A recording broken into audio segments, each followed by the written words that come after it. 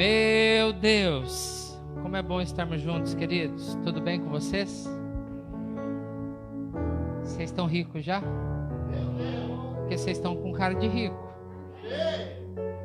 Olha, isso é coisa boa demais da conta. Queridos, é muito bom estarmos juntos para louvar o Senhor.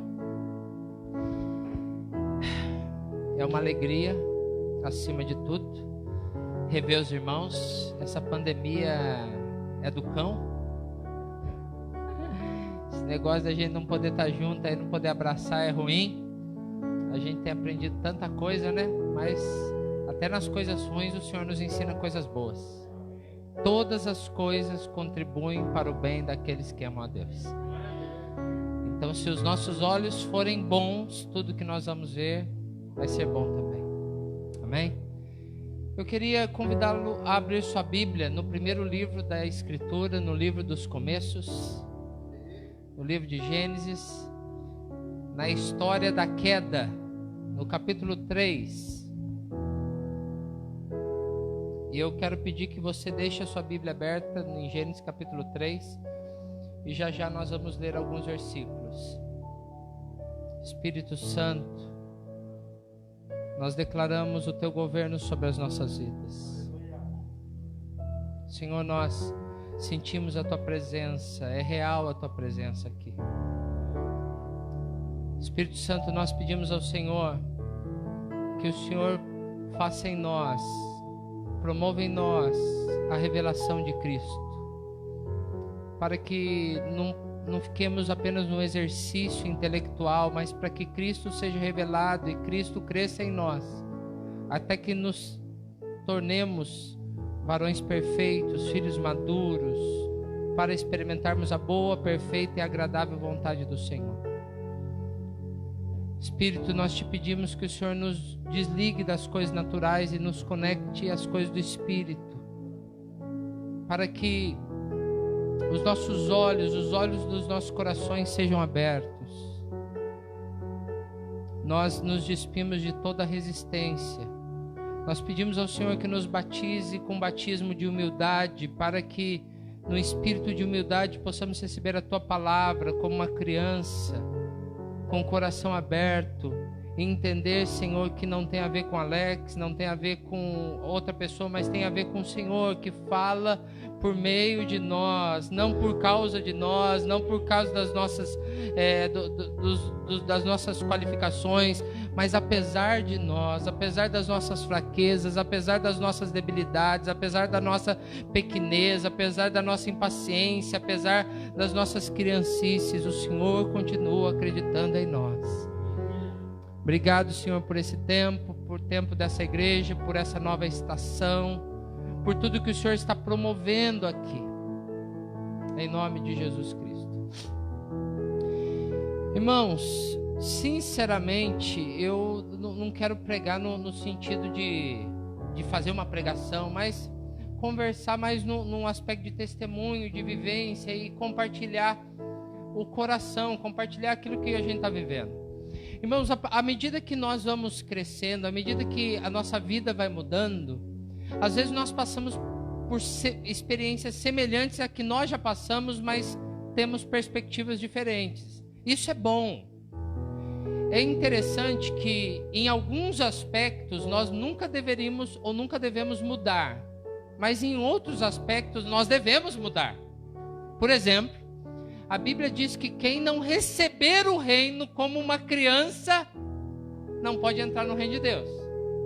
Então a Bíblia nos ensina a ter o coração de criança.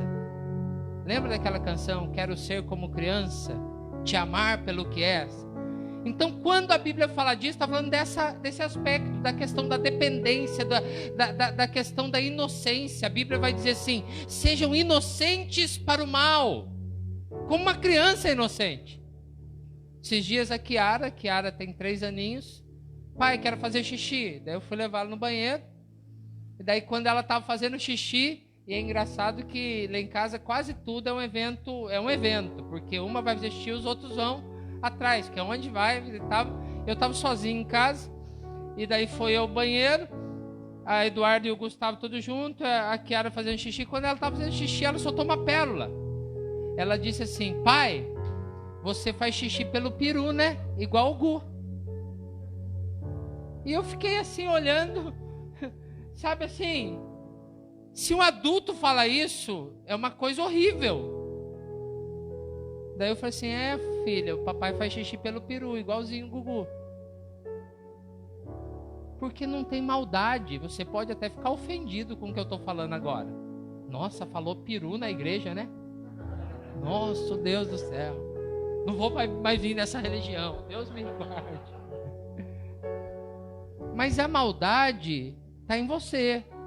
Se você pensou algo ruim. Entende o que eu quero dizer? Não. Então essa inocência eu preciso ter. Eu preciso guardar. Eu preciso guardar o meu coração nessa inocência. E receber o reino nesse coração. Só que ao mesmo tempo que a Bíblia diz que eu tenho que ser como criança, a Bíblia diz que eu não posso continuar fazendo coisas de criança. Então, no aspecto de inocência, eu preciso me guardar. Mas a Bíblia diz também que eu preciso amadurecer para que, como filho maduro, eu tenha acesso à herança. Porque o infantil não pode acessar a herança. Então o apóstolo Paulo vai dizer em 1 Coríntios capítulo 13, que quando eu era menino, pensava como menino, agia como menino. Mas quando cheguei a ser homem, deixei para trás as coisas de menino. Então é lindo a gente pensar que nesse aspecto eu preciso mudar. E eu preciso crescer. E a perspectiva da vida, ela vai mudando principalmente a partir das nossas experiências. Então, por exemplo, alguém fala de uma dor, de ter perdido uma pessoa que ama, de ter perdido alguém muito próximo, e a gente vai no velório, e a gente abraça, e a gente diz: olha, que Deus te console e tal. Mas a gente só vai saber essa dor no dia que a gente passar por aquilo. E no dia que a gente for num outro velório de alguém que perdeu alguém que amava muito, e sendo que você já perdeu, daí você diz: olha, eu sei o que está passando, porque eu perdi meu pai, porque eu perdi minha mãe, porque eu perdi meu filho, porque eu perdi minha irmã, porque eu perdi meu irmão. Você está vivendo a mesma circunstância, no sentido que é semelhante, mas agora isso deu um novo significado. Então, à medida que amadurecemos como igreja, como pessoas, como pais, como mães, como tudo, nossa perspectiva em muitos aspectos tem que mudar. Nós deveríamos nos tornar pessoas mais pacientes, mais amáveis, mais tolerantes, mais perdoadoras. Então, tem gente que é muito implacável, ele não perdoa ninguém. Até o dia que ele é humilhado, ao dia que ele quebra tudo, até que ele quebra a cara, até que é o dia que ele passa uma circunstância terrível. Daí ele aprende a ser mais tolerante, ele aprende a ser mais amável, ele aprende... Entende o que eu quero dizer? Não. Então, nós às vezes podemos rever as coisas para que a gente possa ter uma nova perspectiva. E é interessante nós pensarmos nisso. E eu acho que à medida que vamos amadurecendo, eu não vou dizer envelhecendo, né, irmãos? Mas vamos amadurecendo, nós podemos ressignificar as mesmas coisas e tirar novas lições de coisas que já vimos. Então, por exemplo, você pode ler um livro que você já leu e que você gostou muito, e de repente você vai perceber nesse livro coisas que você não tinha percebido da primeira vez. Irmãos, eu só um testemunho, eu estou há meses lendo Efésios. E eu estou assim, conectado em Efésios, ligado, sabe? E eu leio, e já aconteceu com você? Você sabe um texto de cor, mas um dia você lê ele e alguma coisa fala para você diferente? Não é lindo isso?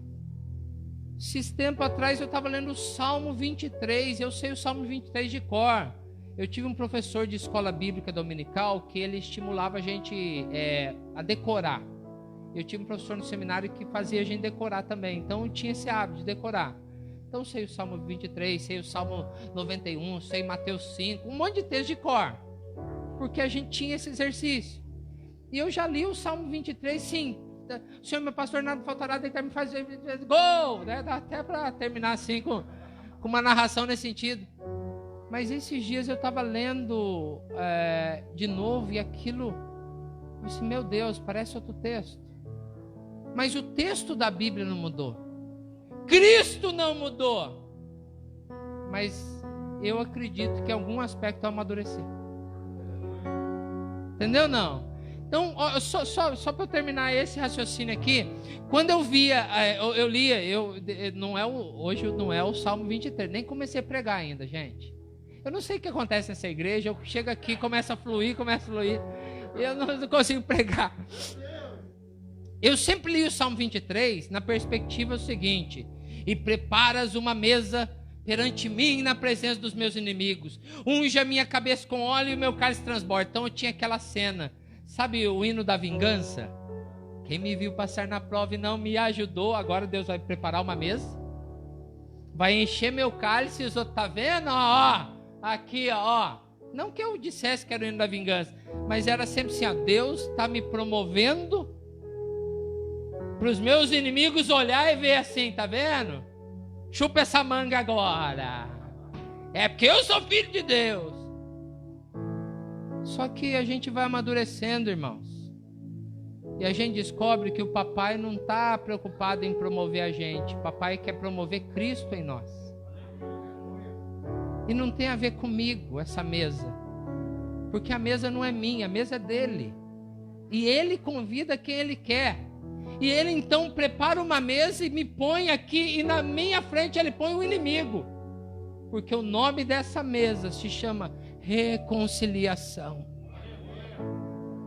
E ele me dá a possibilidade do perdão. E é o mesmo texto. Mas daí agora eu estou lendo, esse texto já não é uma mesa que me promove. É uma mesa que me põe no meu lugar. Que me faz um agente de reconciliação. E era o mesmo texto sempre. Então, a gente está revendo tantas coisas. Por exemplo, você já pensou no caminho? Jesus Cristo disse que eu sou o caminho, a verdade e a vida. E às vezes a gente tem a perspectiva que o Senhor tem um caminho para que a gente chegue no lugar. E se eu dissesse para você que a gente não tem nenhum lugar para chegar? Preste atenção. Eu sou o caminho, a verdade e a vida. Ninguém vem ao Pai a não ser por mim. Jesus não disse ninguém vai ao Pai. Entendeu não? Eu não sou o caminho que te leva ao Pai. Eu sou um caminho e nesse caminho você vai me conhecer. Porque a questão não é chegada, a questão é um processo. Porque em Cristo eu já estou no Pai. Entende não? Então, não é um caminho que se eu vou alcançar o céu, se eu vou alcançar a salvação, eu já recebi a salvação. Eu já fui transportado do império das trevas para o reino da luz. Eu já estou em Cristo, assentado nas regiões celestiais e abençoado com todas as sortes de bênçãos espirituais. Então esse caminho não é onde eu vou chegar, mas é o que eu vou me tornar. Então não tem a ver com sucesso, não tem a ver com glamour. Tem a ver com o que eu estou me tornando. Os irmãos estão entendendo? Não.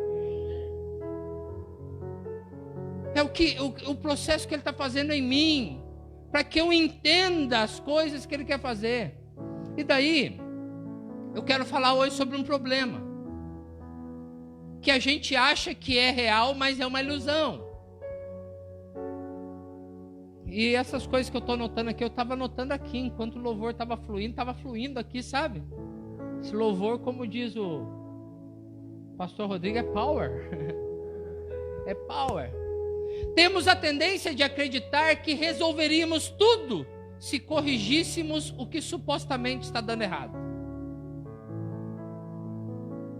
Sabe, tem coisas na sua vida que talvez está dando errado, que não está dando certo, sabe? Não, se a gente corrigir isso vai dar tudo certo. E a gente acha que o nosso problema é porque as coisas não estão dando certo. E tem gente que fala assim, você precisa se esforçar mais.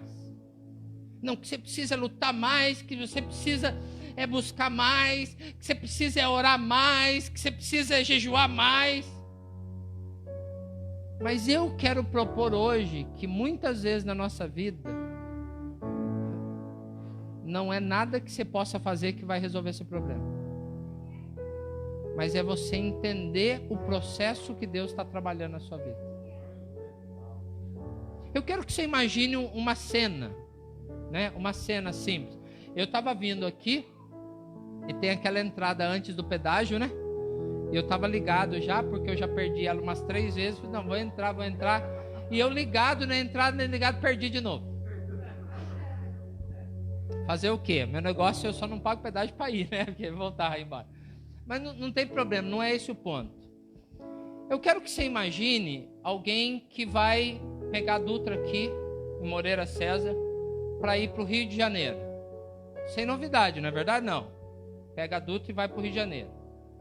Ele quer isso. Mas, imagina o seguinte, ele tem o melhor carro, né? Um carro bom para viajar. Sabe, um carro sem tal. Ele é um excelente motorista. E imagina a Dutra vazia, sem carro nenhum, só para você. Sabe, você ir e vamos pensar que é uma freeway. Sabe o que é freeway? Aquelas estradas que não tem no Brasil, mas estradas sem limite de velocidade. Existe isso. Na Europa existe isso. Estradas você pode andar com o carro até 300 km por hora se o seu carro chegar. Elas não têm limite. Imagina alguém correndo, mas só que na hora de pegar a estrada para o Rio, você pega por uma distração como a minha, você pega sentido São Paulo. Você está no melhor carro, você está numa estrada livre, você é o melhor motorista.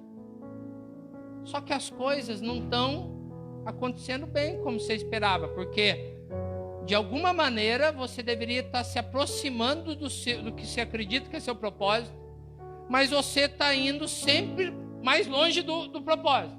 E você não entende. Por que você não entende? Porque você está num carro bom, você está andando bem, você está acelerando, você é um bom motorista, você tem as perspectivas, você tem a ferramenta, mas caramba, o que está acontecendo?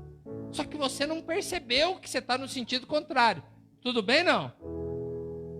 E daí alguém chega para você e fala assim, e aí, como é que você está lá no seu casamento? Você diz assim, cara, eu estou com o melhor carro, tenho a melhor família, tenho a melhor esposa, tenho o melhor esposo, tenho os melhores filhos, nós estamos nos esforçando a beça, mas eu não sei o que está acontecendo, a gente não consegue chegar. Como é que está lá no seu serviço? Olha, eu tenho um ótimo serviço, eu tenho Deus me proveu tudo isso, eu estou fazendo tudo, eu estou lutando. E, cara, eu acordo todo dia, mas eu não sei o que está acontecendo. Entende o que eu quero dizer? Não. Qual é a melhor coisa que pode acontecer com você? É seu carro quebrar. É o pneu furar. É ter alguma coisa que pare você de se afastar do lugar para onde você deveria estar indo. Daí seu pneu fura, por exemplo, quebra alguma coisa, sei lá. Daí você para o carro numa oficina, você para o carro numa borracharia, e você quer chegar logo, porque você quer dar certo. E daí você fala pro cara, arruma aí rapidinho para mim, olha, por favor, estou com pressa que eu preciso chegar no Rio de Janeiro logo. Daí o cara, quê? Você já está em Arujá, você está quase em São Paulo. Deixa o Espírito ministrar no seu coração, meu lindo. Às vezes a melhor coisa que pode acontecer na minha e na sua vida é a gente quebrar a cara. Porque nós não temos a perspectiva divina.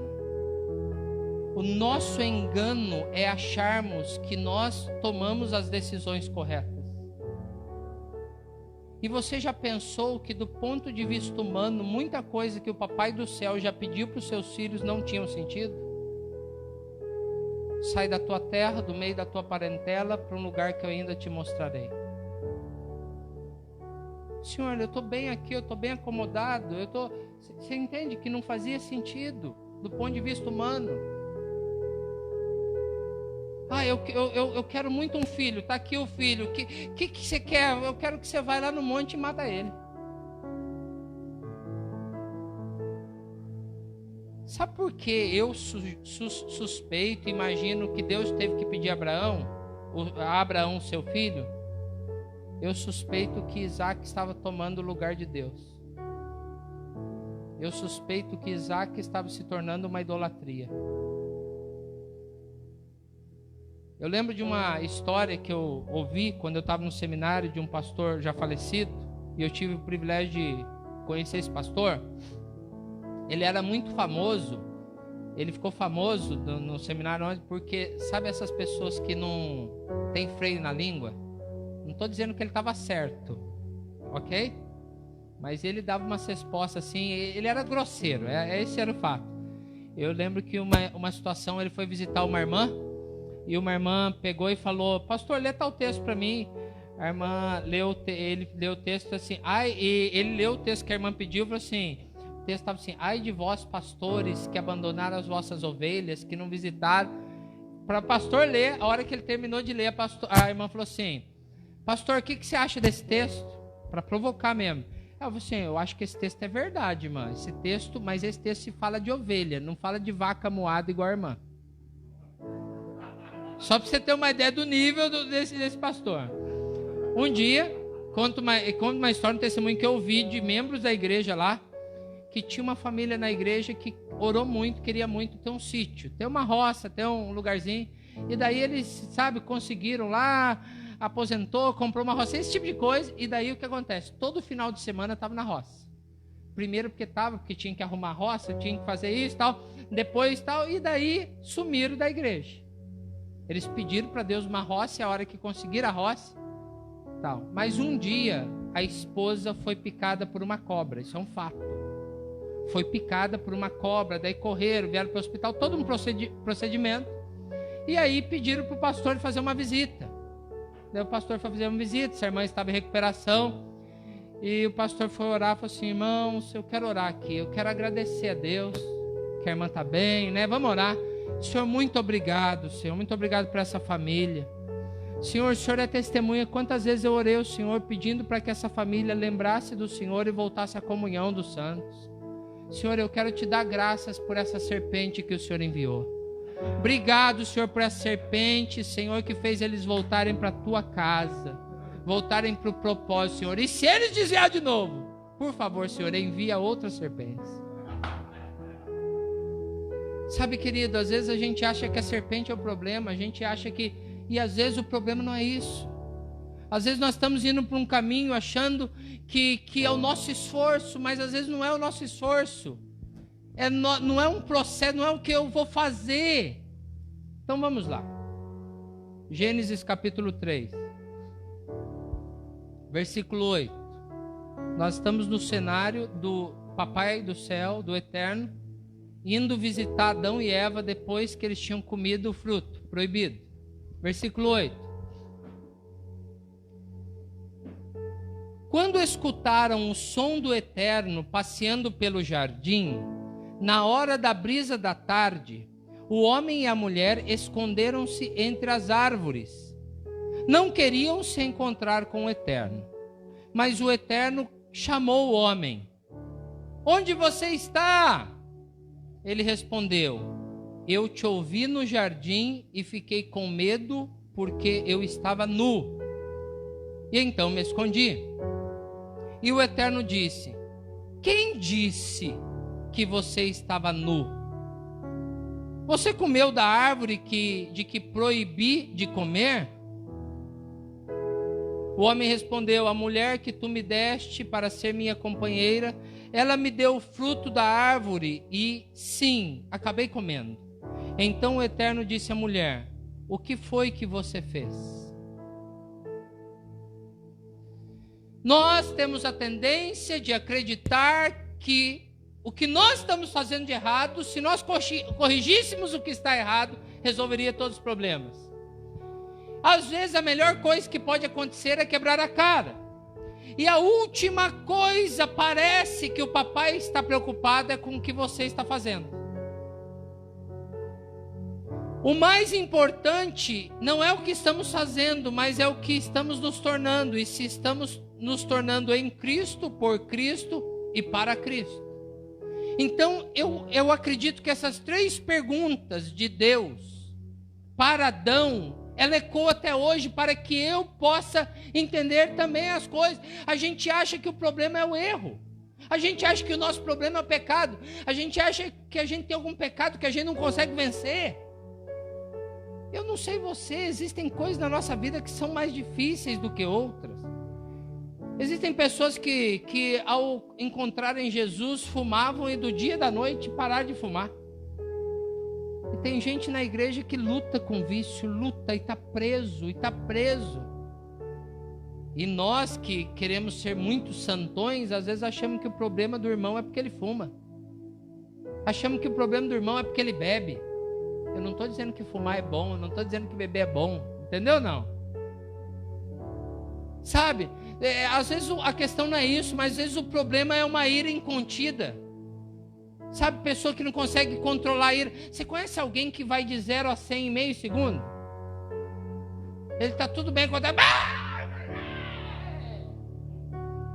Daí ele explodiu assim e tal, e não consegue controlar, daqui a pouco, me perdoa, não sei, tal, daí promete, eu nunca mais. Daí acontece outra circunstância. Eu lembro de uma história de um irmão que chegou na igreja e ele tinha problema com ira assim, e ele chegou todo já atrapalhado assim, descontrolado.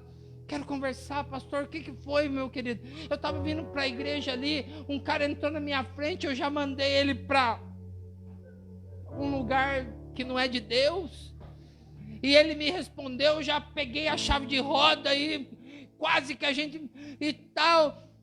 Ai, pastor, o que eu faço? Ele falou assim, filho, em primeiro lugar, tira o adesivo com o nome da igreja do seu carro. Meu Deus, que vergonha.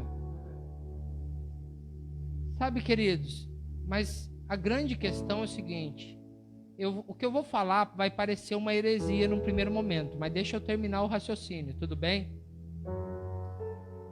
Jesus Cristo, não isso que eu vou falar heresia, o que vem depois, que parece, não é heresia.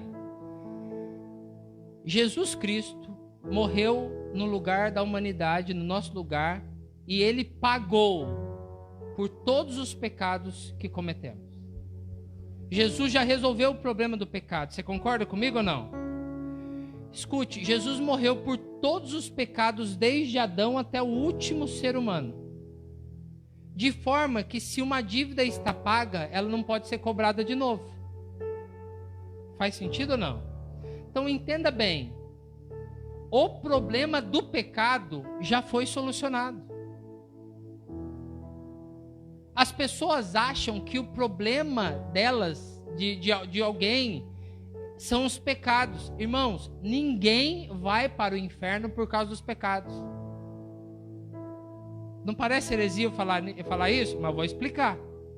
Veja bem, se todos os pecados da humanidade já foram pagos, você acha que alguém pode ir para o inferno por uma coisa que não existe mais?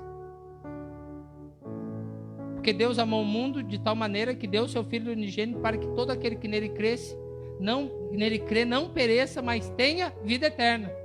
Então o pecado acabou, não tem mais o problema do pecado. Mas olha o versículo 17. Mas todo que não crê no Filho já está condenado, pois não creu no unigênito Filho de Deus. Então o problema das pessoas não são os pecados, o problema é não crer no Cristo. É não receber o Cristo, é não deixar o Cristo ser gerado nele, o Cristo crescer. Os irmãos estão entendendo? Não? Então a gente fica preocupado com o pecado e Deus parece que ele não está preocupado. Por que ele não está preocupado? Porque ele já resolveu. Sabe? Ai Deus, eu não vou pecar de novo. Bom que fosse, mas ele sabe que você vai pecar. E ele já te perdoou pelo pecado que você ainda vai cometer. Porque tudo foi lançado na cruz. Eu não estou fazendo uma defesa para você viver pecando. Não é isso que eu estou falando. Eu estou dizendo que nós estamos focando no que cremos que é o problema, mas que não é de fato. Entendeu ou não? Então, o pastor Rodrigo, a pastora Lu, cada um de nós, o Gil, cada um de nós pode ficar lutando com o pecado e talvez nunca ter uma vitória que ele acredita que vai ter, e se sentir sempre um derrotado, sempre um fracassado. e nunca ir pelo caminho verdadeiro. Qual é esse caminho? Quando acontece alguma coisa que deu errado, qual a primeira coisa que a gente quer saber? O que você fez? O que você fez? Irmão, você quer saber alguém que vive preso no medo? É você dizer para as pessoas assim, queridão, preciso falar com você uma coisa importante, depois a gente conversa. Uma pessoa que está presa no medo, acabou a vida dela. Ai, o que ele quer conversar comigo? Ai, meu Deus, o que eu fiz? Ai, Jesus. É a mesma coisa, a mulher fala, amor, vem para casa que a gente precisa ter uma conversa. O cara começa a fazer o sinal da cruz, ele vai rastejando, ele fala, Jesus, volta agora, volta agora, volta agora, volta agora, volta agora. Isso é um relacionamento que é marcado pelo medo. E não é isso que o papai quer ter conosco. Imagina um esposo receber da esposa, volta para casa que eu preciso ter uma conversa com você. Aleluia, vamos namorar. Mas é isso que normalmente pensamos? Porque nossa mente foi construída para pensarmos no que é ruim, e nos preparamos para isso e cremos nisso. E quando o homem peca, a primeira coisa que Deus chegou lá no Éden, porque, irmãos, vamos ser honestos, Deus já sabia o que tinha acontecido, pelo amor de Deus. Então, quando Deus pergunta uma coisa para você, meu lindo, não é que Deus quer saber a resposta, é porque você precisa saber a resposta. Não é porque Deus quer a sua opinião, é que Deus quer que você saiba o que Ele pensa a respeito. Então quando Deus chega lá no jardim e fala assim, Adão, Ele não chega assim, Adão, que porcaria que você fez? Que porcaria é essa? Você é burro, é? O que você tem nessa mente? Você comeu merda? Adão, pelo amor de Deus, sua besta quadrada. Quantas vezes eu tenho que te dizer, não come desse fruto, Adão, pelo amor de mim mesmo. Mas não é isso que a gente faz, irmãos. Gil está lá numa obra lá que ele faça, ou no serviço, ele pede para alguém fazer uma coisa, fala assim, ó, passa o cano por aqui, o cara passa por ali, ele fala assim, cara, qual é o seu problema? Qual é o seu problema? Você não sabe o que é direita e esquerda? Sabe, a esposa bateu o carro, bem batiu o carro, mas você é burra mesmo, hein? Você não sabe o que é freio e o que é acelerador? Você percebe, irmãos, como os valores vão se distorcendo? Qual é a primeira pergunta? Você está bem? Está tudo bem? Quando Deus vai procurar Adão, ele não, o que você fez? Qual o problema? Então, por que Deus não está preocupado no primeiro lugar com o que Adão fez? Porque ele já tinha resolvido isso. E ele em Cristo já resolveu todas as suas besteiras. E ter filho é entender que a gente vai limpar muita sujeira.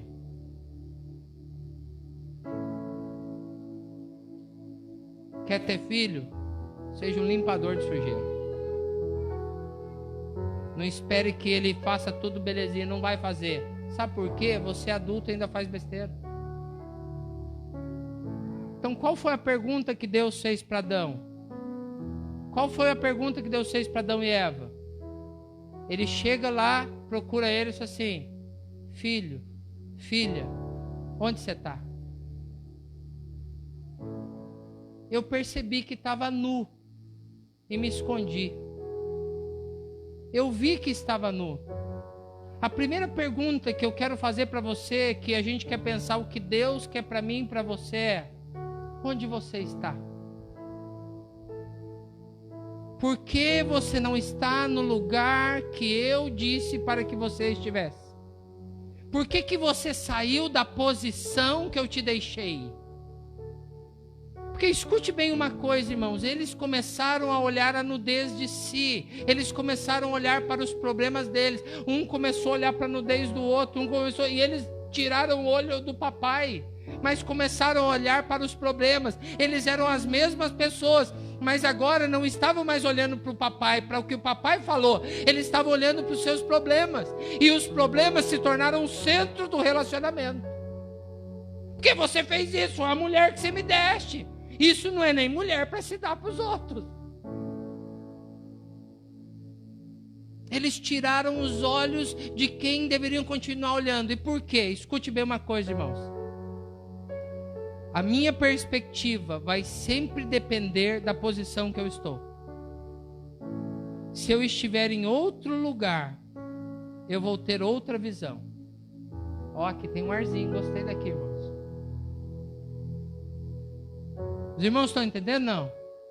Toda vez que eu saio do local que o papai me colocou, a minha visão ficará distorcida. Porque você saiu do seu lugar. A sua posição determina o que você está vendo. E se você está vendo tudo ruim, é porque você não está no seu local de origem.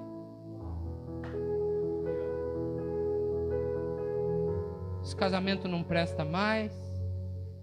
Essa igreja não é mais a melhor para mim. Essas pessoas não são, tal. Quando a gente começa a olhar para si mesmo, ou para nós mesmos, quando alguém começa a olhar para si mesmo, quando nós passamos a olhar para nós mesmos, nós nos tornamos egoístas. Porque o egoísta não é o que pensa mais de si, mas é o que pensa mais em si. É meu desejo, é minha necessidade, é do jeito que eu quero. Agora, se eu olho para o Cristo, não tem a ver com o que eu quero, tem a ver com o que o Cristo quer, tem a ver com a vontade dele para a minha vida.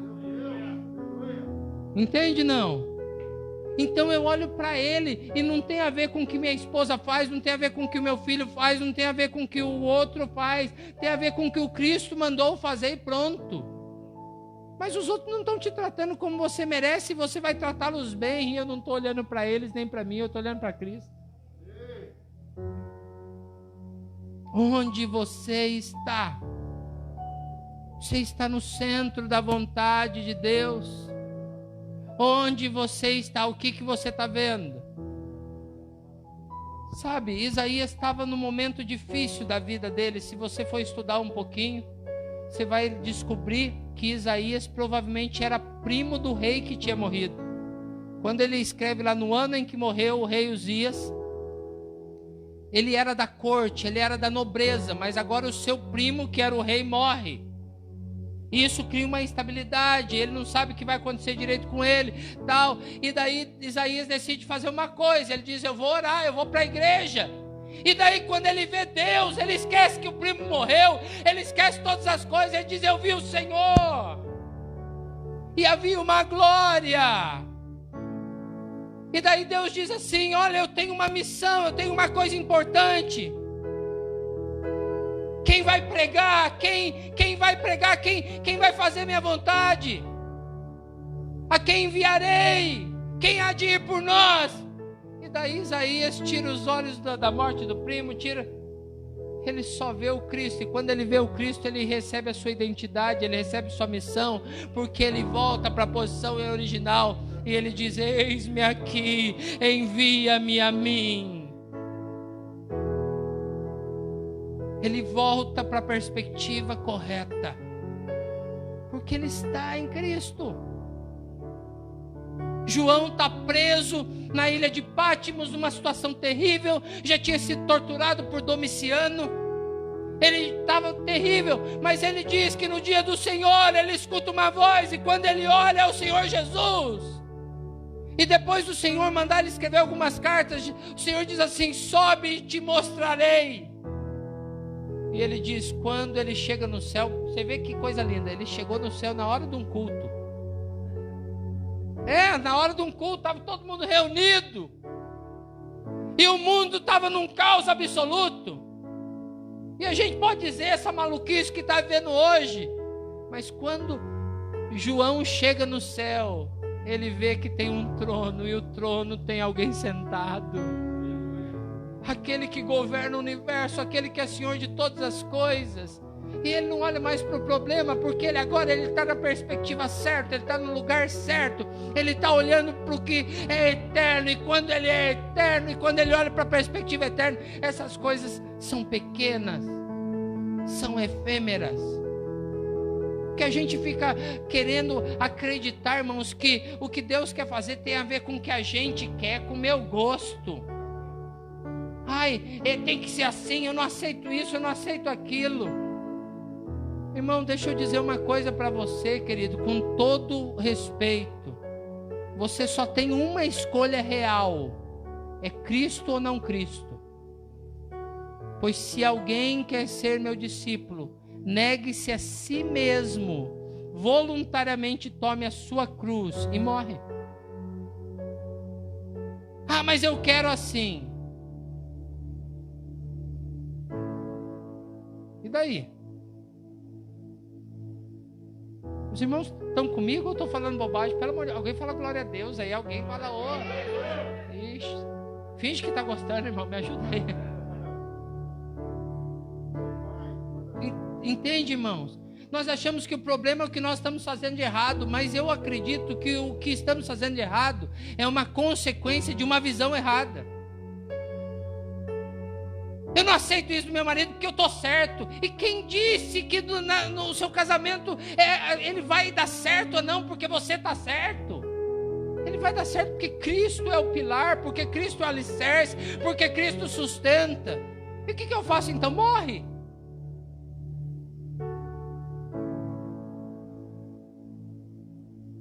Imagina se o Gil dependesse da aposentadoria do INSS. Tinha morrido já. Os irmãos estão entendendo comigo ou não? Segunda pergunta do Senhor. Percebemos que estávamos nu. Daí olha a pergunta do Senhor. Eita. Quem disse que você estava nu? Primeiro, onde você está? Segunda coisa, quem você tem ouvido? Quem ministra no seu coração? Quem fala no seu coração? Quem fala no seu ouvido? Quem fala na sua mente? Irmãos, eu posso estar errado aqui, isso aqui é meio piada, tá? O que eu vou falar, porque todo mundo que está desesperado com o coronavírus, que acha que vai morrer, primeira coisa que eu faço para ele: ai, não, você assiste muito a Globo?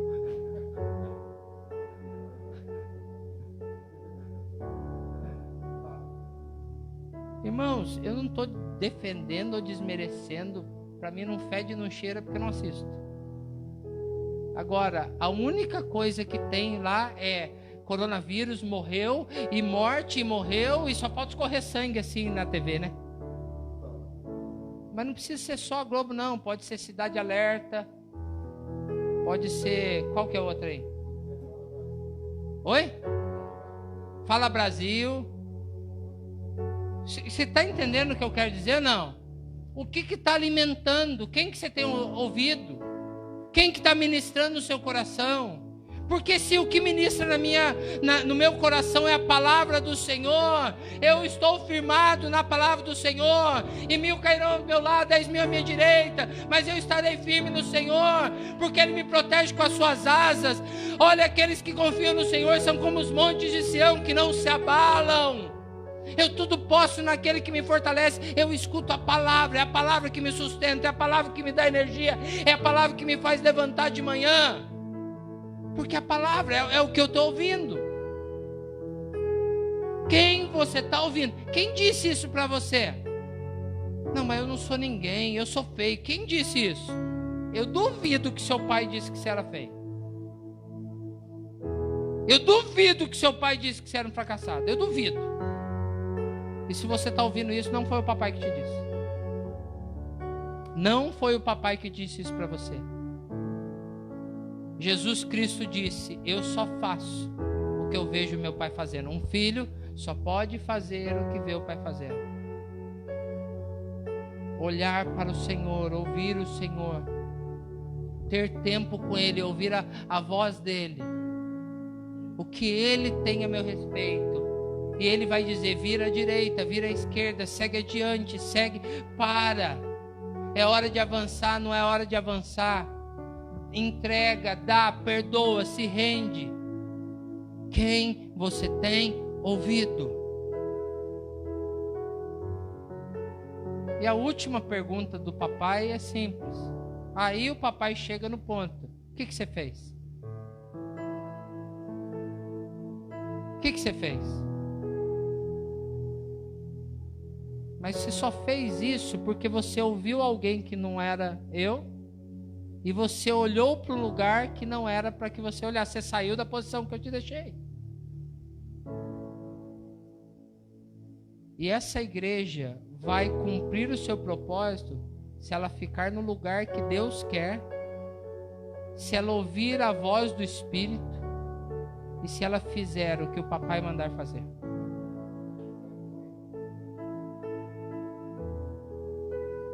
E aí eu concluo da seguinte maneira: nem sempre o que o papai quer que eu faça, eu vou entender no momento que ele pede para eu fazer. Escute e guarde no seu coração. A obediência precede o entendimento. Quando você é criança, o pai e a mãe mandam fazer um monte de coisa que a gente não entende. Eu lembro. Mãe, eu posso brincar na rua? Não é lugar de brincar. Isso não é... Mãe, mas todo mundo faz. Você tem mãe, você tem pai. Só que a gente era imaturo e às vezes escutava outra voz que não era da mãe e do pai. E a maior parte das idiotices que fizemos na vida foi porque não ouvimos a voz que gerava honra na nossa vida. Você acha realmente que o que está dando de errado é o seu problema? Ou o seu problema é porque talvez você não está onde Deus quer? Você não está ouvindo a voz dele? E daí você não sabe o que fazer, porque você já não está ouvindo e você não está na posição correta. E aí o que eu preciso fazer? Eu preciso voltar para a minha posição. E eu quero sugerir uma coisa aqui.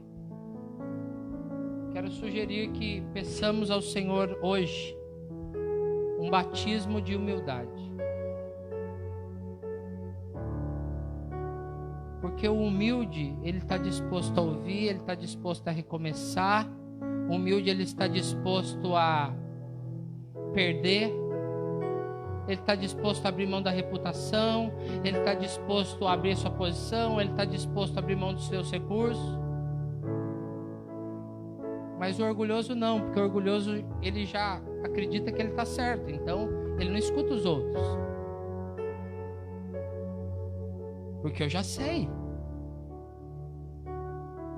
E não dá pra gente poder ensinar alguma coisa para alguém que acha que já sabe.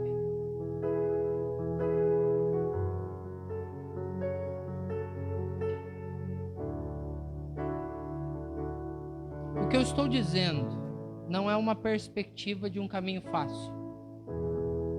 Vou dizer uma coisa para vocês: se você quiser um caminho fácil, não seja servo, seguidor, discípulo de Deus ou filho de Deus. Não seja. Você quer um caminho fácil, vai para qualquer outro lugar. Se quer um caminho fácil, não ora para Deus, ora para Satanás. Eu quero uma coisa para ser minha. Então não pede para Deus, pede para Satanás. Eu queria ter um carro meu, vou pedir para Deus. Deus não vai dar um carro para você. Satanás vai te dar.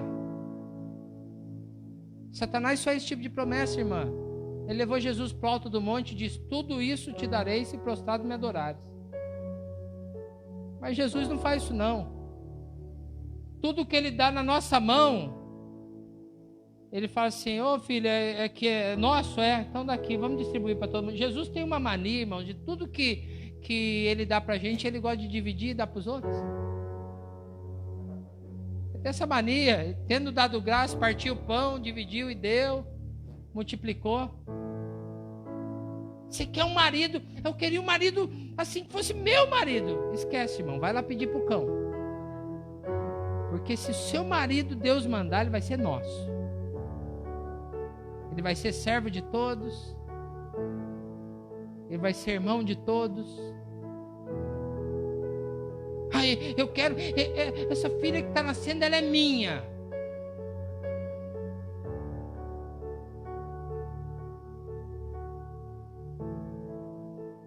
O Senhor nos dá, irmãos, mas para que a gente entenda que nunca teve a ver com a gente, nunca foi para mim.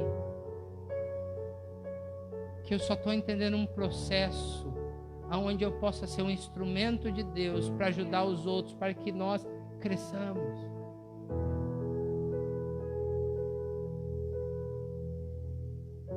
Não é um caminho fácil, mas eu lhe garanto que é um final feliz. Eu lhe garanto que é certeza que vai dar tudo belezinha, ainda que na perspectiva humana não pareça. Os irmãos estão entendendo? Não. Então, sabe, eu quero servir a Deus mesmo para ter uma casa própria, para ter um carro bom, para ter... Ixi! Mas se você quiser ver os céus abertos, os anjos do Senhor subindo e descendo, se você quiser ver Jesus à direita do Pai, talvez você vai ter que entender que o caminho é o mesmo de Estevão. Que do ponto de vista humano estava sendo ceifado, não estava dando nada certo. Olha, esse moço tem uma perspectiva, esse moço ia ser um grande pregador, olha, um grande pastor, olha só o que Deus está fazendo com ele, olha que coisa, ele está morrendo apedrejado, olha que coisa terrível. Da perspectiva humana era uma desgraça, mas ele diz: eis que vejo os céus abertos, eu vejo Jesus à direita do Pai. Ah, meu Deus, aqui podia ser uma coisa terrível, mas da perspectiva eterna, Jesus estava ficando em pé para receber um filho vitorioso, vitorioso, vitorioso.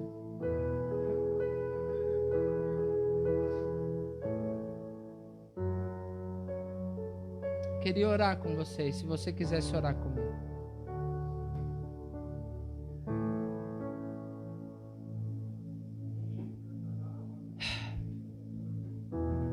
Você pode orar aqui, amor?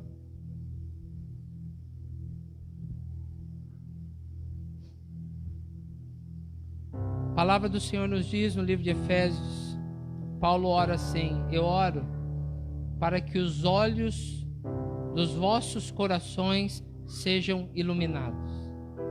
Eu oro para que os olhos dos vossos corações sejam iluminados. Irmãos, eu gostaria mesmo de orar junto com você, para que Cristo pudesse ser a luz da nossa vida, para que a nossa posição seja corrigida, para que os nossos ouvidos sejam abertos,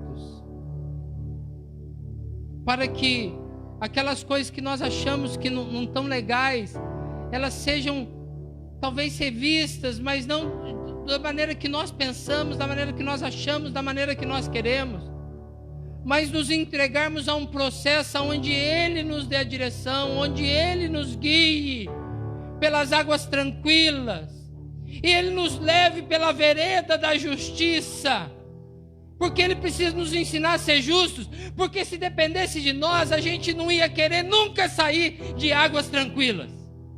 A gente queria que o bom pastor nos levasse para águas tranquilas, eu queria ficar a vida inteira em águas tranquilas. Ah, que legal! Então Ele me força, Ele me leva a ir pelas veredas da justiça, para que eu possa aprender a ser justo, para que eu aprenda a fazer justiça e não juízo, até que Ele possa preparar uma mesa na presença dos meus inimigos.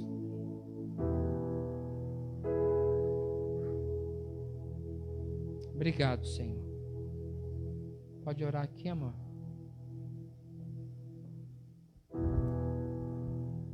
Espírito Santo, obrigado pela tua palavra maravilhosa, Senhor. Obrigado, ó Deus, porque o Senhor sempre nos chama, ó Deus bendito, nos dá a oportunidade de revermos como estamos, a forma como estamos, ó Deus bendito, e poder mudar. Senhor, em nome de Jesus, eu peço que o Senhor me ajude e ajude a meus irmãos, ó Deus, a perceber a posição em que estamos.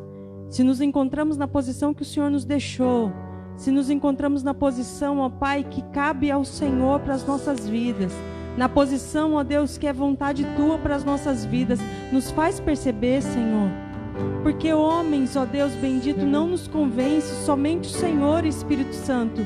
Essa é a Tua obra sobre as nossas vidas, nos convencer da justiça, do juízo, do pecado, nos convence, Senhor.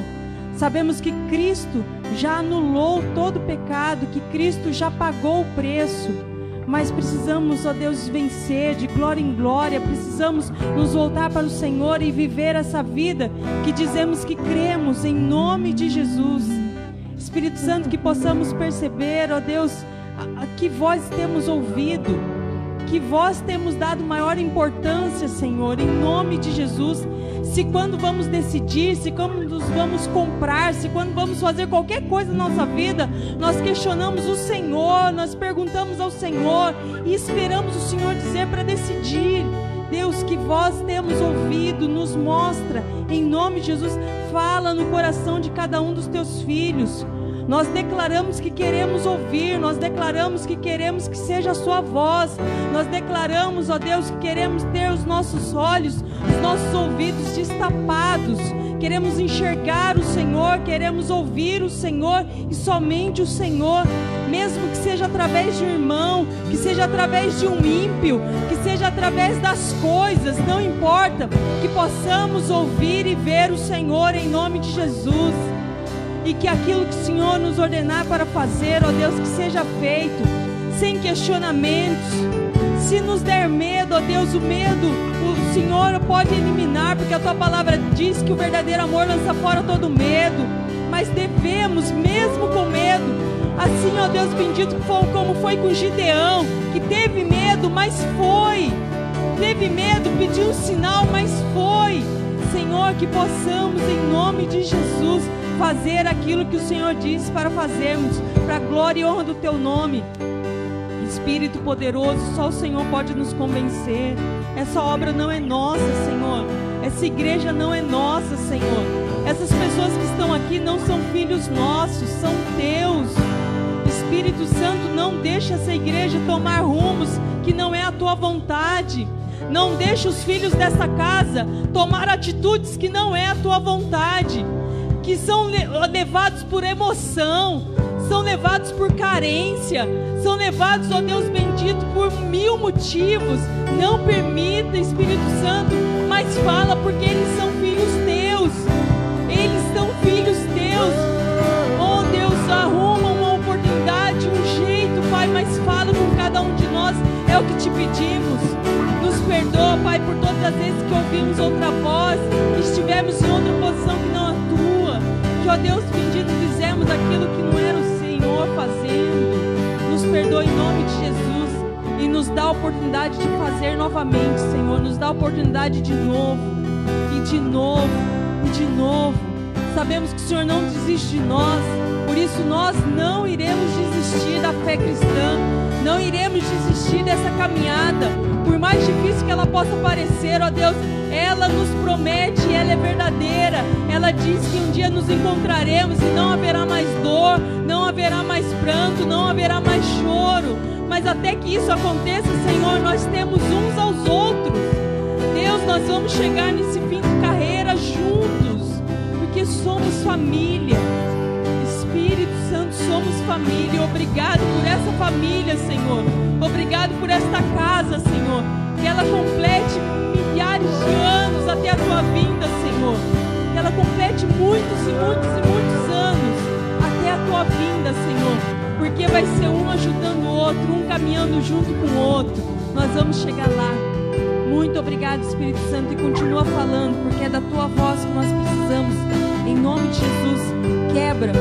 Nós damos damos ordem, em nome de Jesus Cristo, que toda mentira de Satanás, todo sofisma seja quebrado da mente dos teus filhos e a verdade seja esclarecida, a verdade transpareça, a verdade ilumine a mente e o coração de cada